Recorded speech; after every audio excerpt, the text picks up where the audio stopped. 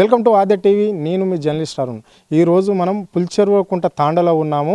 అంటే ఇక్కడ దౌర్జన్యంగా వచ్చేసి ఇక్కడ పోలీస్ వాళ్ళు నైట్లో అంటే 1 గంట 2 గంటల ప్రాంతంలో ఇక్కడ వచ్చేసి ఇక్కడ ఉన్న తాండవాసులను అంటే ఎవరైతే కలెక్టర్ సమావేశంలో ఇక్కడ నుంచి మా భూములు ఇవ్వము అని చెప్పేసి ఆ మీటింగ్కి ఎవరైతే వెళ్ళారో వాళ్ళను వెతికి ఐడెంటిఫై చేసి వాళ్ళని తీసుకొని పోయి కొంతమందిని తాండల నుంచి తీసుకుపోవడం అనేది జరిగింది.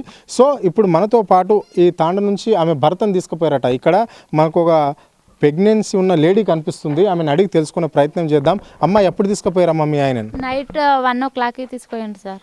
1 o'clockకి అయితే అది కూడా దౌర్జన్యం చేసిండ్రు సార్. ఎందుకు తీసుకోపోతుండ్రు, దేనికోసం తీసుకోపోతుండ్రు, ఇంతగానం దౌర్జన్యం ఎందుకు చేస్తుండ్రు, మేమేం తప్పు చేసినాం, మా పైన మీకు హక్కు ఏంది అని అడిగితే అవేమి రెస్పాన్స్ తీస్తలేరు సార్ పోలీస్ వాళ్ళు.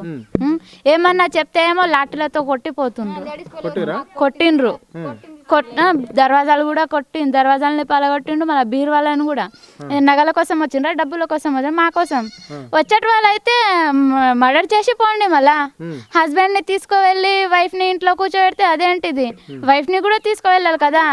హస్బెండ్ పోతే వైఫ్ ఒక్కదాన్ని ఇంట్లో ఏం చేస్తుంది, ఏం చేయలేదు కదా, తనకు కూడా తీసుకుపోవాలి. నేను కూడా వస్తా అని మస్తు బతిమాలాడిన పోలీస్ వాళ్ళకు, అవసరం లేదు నీతో అని. పిల్లలు రామా? నాకు ఎవ్వరు లేదు సార్, ప్రెగ్నెంట్, ఇప్పుడు ఫస్ట్ ప్రెగ్నెన్సీ, డెలివరీ టైం ఉంది. ఈ రోజు హాస్పిటల్కి వెళ్ళాలి నేను, అసలు మెయిన్ స్కానింగ్ కోసం వికారాబాద్కి వెళ్ళాలి. మా ఆయన లేడు. నైట్ అలా చెప్తే ఏమో మార్నింగ్ వరకు పంపిస్తాం మీ ఆయన కానీ చెప్పిండ్రు. మార్నింగ్ అయిపోయింది, మధ్యాహ్నం పంపిస్తామన్నారు, మధ్యాహ్నం అయిపోయింది. ఇంతకు మా ఆయన ఉన్నాడా లేడా అని నాకు డౌట్ వస్తుంది. ఏం చేశారు అనుకుంటున్నావు? మీ ఆయనను తీసుకుపోయారు పోలీసు వాళ్ళు, కౌన్సిలింగ్ ఇస్తారు, అక్కడ లోపల పెడతారు, కావాలంటే మీ భూమి మేము తీసుకుంటామని ఒప్పిస్తారేమో. కానీ తెలియదు సార్, కొట్టిండ్రో ఏం చేసిండ్రో, ఎలా పరిస్థితిలో ఉన్నాడు కూడా తెలియదు అసలుకి. కానీ ఫోన్ కూడా లేదు, ఇన్ఫర్మేషన్ ఏమి ఇస్తలేరు అసలుకి. వస్తారని కూడా ఇస్తలేదు, రారని కూడా ఇస్తలేరు. నేను తన వైఫ్ని సాయంత్రం వాళ్ళకి రావాలని ఎంతగానో న్యూస్లో చెప్తున్నా. మార్నింగ్ నుంచి ఏడ్చి బతిమాలాడి చెప్తున్నా. తండలో ఎవ్వరు లేరు. మార్నింగ్ నుంచి ఇప్పుడు వచ్చిండ్రు అందరు ఇప్పుడు వచ్చిండ్రు, తాళాలేసి వెళ్ళిపోయిండ్రు. లైట్లు మరి వేస్తున్నారు, లైట్లు బంద్ చేసారు, వాళ్ళే బంద్ చేసిండ్రు. మళ్ళీ ఇంట్లో వచ్చి దౌర్జన్యం ఏం చేసిండ్రు, లైట్లు ఎందుకు బంద్ చేసి పండుకున్నారమ్మా, మీరు లైట్లు చాలు చేయాలి అని చెప్పిండ్రు. వాళ్ళే బంద్ చేసి వాళ్ళే దౌర్జన్యం. ఇలా దౌర్జన్యం ఎందుకు చేస్తారు ఆడవాళ్ళ పైన పోలీసులు? మా ఆయన తీసుకువెళ్ళిండు, ఇప్పుడు సాయంత్రం వరకు ఇడుస్తామని చెప్పి ఇడవలేరు. ఇడుస్తారా, ఇడవాలా, ఇన్ఫర్మేషన్ కావాలి సార్. ఇడవము అంటే మేము కూడా వచ్చేస్తాం, మాకు కూడా వచ్చి తోలుకోపోండి. మాకు ఎవ్వరు లేరు, నాకైతే ఎవ్వరు లేరు, మా ఆయన తప్ప. నేను ఒకదాన్నే ఉన్నా. వచ్చి పోలీసు వాళ్ళని వచ్చి తీసుకోపోమని చెప్పండి సార్. మీ ఎమ్మెల్యే ఎవరు నీకు తెలుసా? మా ఎమ్మెల్యే ఎవరు? రేవంత్ రెడ్డే కదా. రేవంత్ రెడ్డి, ఇంకెవరు ఉంటారు? రేవంత్ రెడ్డి. ముందు ఎప్పుడు ఇలా జరగలేదు, ఇప్పుడు రేవంత్ రెడ్డి వచ్చినప్పుడే జరుగుతుంది. ఎందుకు అట్లా జరుగుతుంది? అయితే భర్త వాళ్ళని అందరినీ చంపేయండి, మళ్ళీ ఆడవాళ్ళనే ఉంచుకోండి.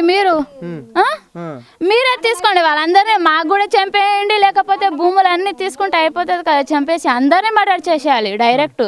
రేవంత్ రెడ్డి అంతగానో భూమి పైన ఎంత ఆశ ఉందో అందరినీ చంపేయాలి కదా. అట్లా కదమ్మా, నువ్వు ప్రెగ్నెన్సీ లేడీ ఉన్నావు నువ్వు అంటే మీ ఆయన నీ దగ్గర ఉంటాడు. నైట్లో 1 గంట రాత్రికి అంటే మాక్సిమం మనం అందరం ఇంట్లో ఉంటాం, పండుకుంటాం. గాడు సార్ మా ఆయనను విడిచిపెట్టండి, నాకు ఎవ్వరు తోడు లేరు, ఎవ్వరు దిక్కు లేరు. నాకు పెయిన్సే వచ్చే, నాకు ఎవరు తీసుకుపోతారు హాస్పిటల్కి? కాళ్ళు మొక్కుతా అని కాళ్ళలో పడ్డా, పోలీస్ కాళ్ళల్లో. అయినా వాళ్ళు ఎంత కూడా పట్టించుకోలేరు. అంటే మహిళా పోలీసులు వచ్చారా లేకుంటే మగ పోలీసు వాళ్ళు? ఇద్దరు వచ్చిండ్రు సార్, ఇద్దరు వచ్చిండ్రు. ఇద్దరు వచ్చి దౌర్జన్యం చేసి తీసుకువెళ్ళిండ్రు. నేను ఎవరన్నా ఇట్లా దొబ్బ పెట్టడం కానీ, అవతలకి దొబ్బేయడం లేకుంటే నేను ఇట్లా నెట్టడం అలాంటిది జరిగిందా? జరిగింది సార్.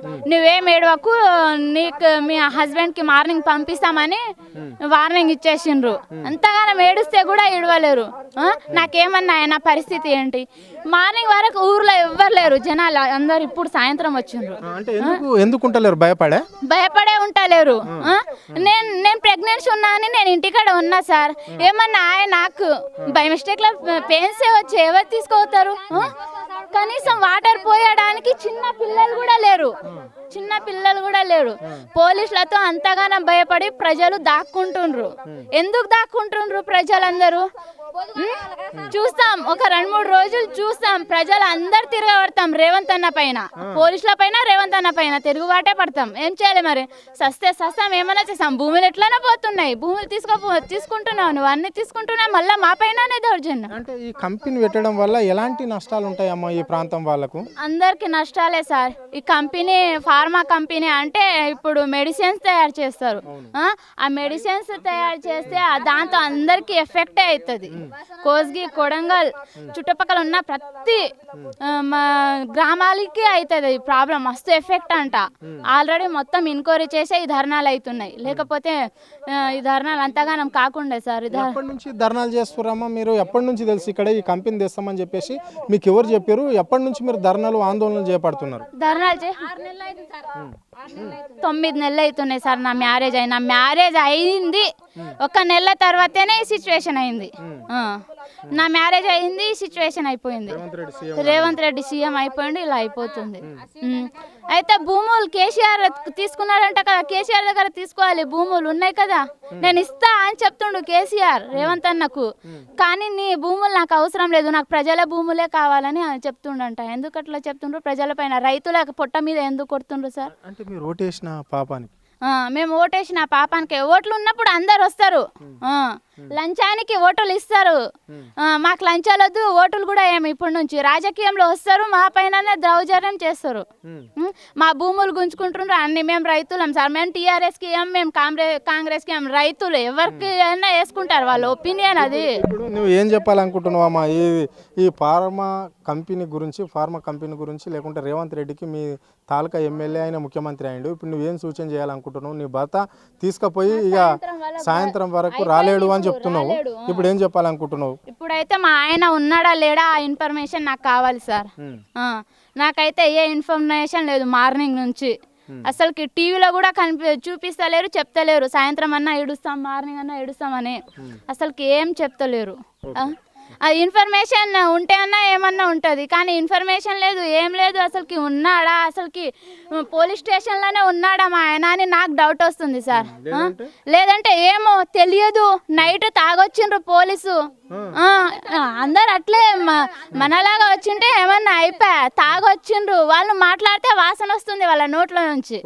పోలీసులు ఏమన్నా చేసే కొట్టే ఏమన్నా అయిపోయా. నైట్ పోలీస్ ఏం తాగకుండా ఉంటారా? నైట్ డ్యూటీ చేసే వాళ్ళు పోలీసులు తాగుతారు, కళ్ళతో చూసినాం కూడా, చూసినాం. ఇట్లా జరుగుతుంది సార్. కానీ మా ఆయన మాత్రం రావాలి. నాకైతే ఏ ఇన్ఫర్మేషన్ లేదు. రేపు వస్తాడో ఈ రోజు వస్తాడో తెలియదు.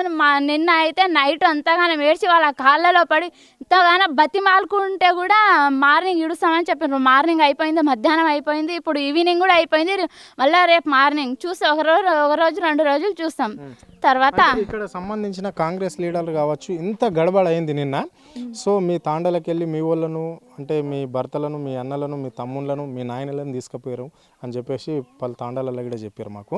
సో ఇప్పుడు ఈ తాండాలో కూడా అదే పరిస్థితి జరిగింది. సో మరి ఇక్కడ సంబంధించిన కాంగ్రెస్ నాయకులు ఎవరన్నా వచ్చి మిమ్మల్ని అడిగిర్రా, మీకు ఏం కాదమ్మా, మీ భూములు పోవు, మీ భూములు కంపెనీకి ఇవ్వండి, మీ భర్తలను మేము విడిపిస్తామని చెప్పేసి ఇక్కడ ఎవరని చెప్పారా? చెప్పలేరు ఎవ్వరు, అసలుకి ఊర్లో ఎవ్వరు లేరు. అసలుకి మీ భర్తని ఇడుస్తారని కూడా చెప్తలేరు, ఇడవరని కూడా చెప్తలేరు. మీ భర్తకు బాగానే ఉంది, స్టేషన్లో తినకే ఫుడ్ పెట్టినామని కూడా చెప్తలేరు. ఏం అసలుకి ఏం ఇన్ఫర్మేషన్ వస్తలేదు సార్ నైట్ నుంచి. ఏమో సార్, నాకైతే అదే అర్థమైతలేదు. 2 రోజులు చూసి రేపే పోతా పోలీస్ స్టేషన్కి. సాయంత్రం వరకు చూసి రేపు మార్నింగ్ లేచిపోతా. పోసి ఆడ వెళ్ళి తర్వాత ప్రెగ్నెన్సీ ఉన్నా కూడా ఎంతగానం చెప్తుంటే కూడా నైట్ ఇడుస్తామని ఇడవలేరు. మార్నింగ్ అయిపోయింది, మధ్యాహ్నం అయిపోయింది, అసలుకి ఇన్ఫర్మేషన్ లేదు, ఏం లేదు సార్. మార్నింగ్ అయితే పోలీస్ స్టేషన్కి పోతా. ఈ తాండకు సంబంధించిన ఇంకో అవ్వ ఇక్కడ కూర్చుంది, పెద్ద మనిషి. ఆమెను అడిగి తెలుసుకునే ప్రయత్నం అయితే చేద్దాం. అవ్వ, నీ పేరేం పేరు? నా పేరు లక్ష్మీబాయి.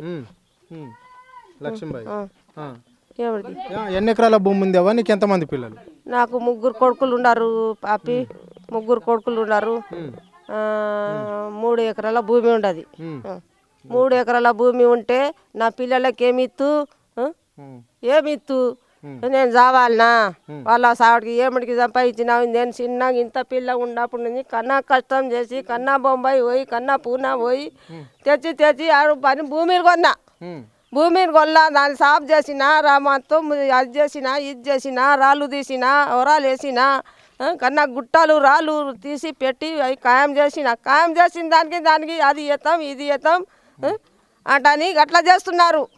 ఇన్ని దినాలు చేయకపోయి ఇప్పుడు ఆ అప్పకు పెద్దగా చేసిన కొరకు మాకు గట్లా చేస్తున్నాడు. మీ రైతులు చేయకుండా వాడు ఎక్కడి నుంచి పెద్దగా అవుతారు మీరు? మా పిల్లలకు ఏం డ్యూటీలు ఉన్నాయా అవి ఉన్నాయా? కన్నా రాళ్ళు మోస్తున్నారు మన్ను మోస్తున్నారు పని చేస్తారు. కంపెనీ మీ పిల్లలకు డ్యూటీ పెట్టియడానికే ఈ కంపెనీ ఫార్మా కంపెనీ తీసుకొస్తున్నాము అని చెప్పేసి ప్రభుత్వం అంటుంది. మళ్ళీ మీరు ఓటేసి గెలిపించిన ముఖ్యమంత్రి రేవంత్ రెడ్డి కూడా అదే మాట చెప్తున్నాడు కదా. చెప్తున్నాడేమో కానీ మేమైతే భూములు ఇయ్యము కొడక, భూములు ఇయ్యము. ఏమన్నా చేయండి కానీ భూమిలో కాడికి రానియము. ఇంకా లేవా భూములు ఏడా లేవా? దేశం అంతా భూములు ఉండయి. మాతాని ఉండ కొండ్ర కూడా ఉండ దానికి అడబి ఇంత చేసుకున్నాం.